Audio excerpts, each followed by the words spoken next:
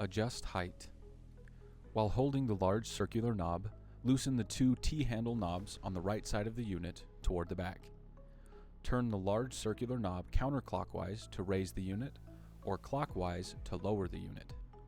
Once the desired height is achieved, retighten the two T-handle knobs. Cable connections. Connect the included power cord to the desktop power supply and to a wall outlet.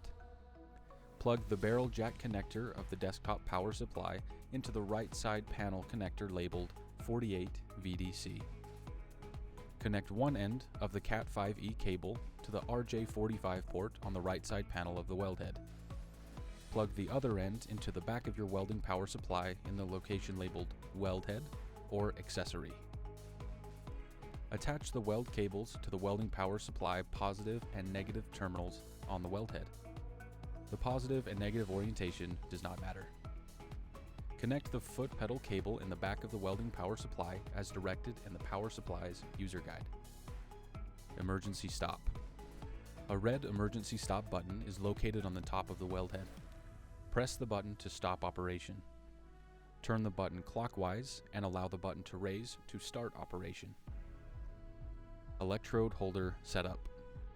Insert the upper and lower electrodes using the screws on the side of the electrode holder.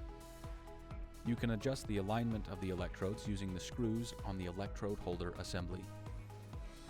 The entire electrode holder assembly can be moved by loosening the two screws connected to the base extrusion. Before using the weld head, please ensure the electrodes are properly aligned and the weld head has been turned on using the switch on the side panel.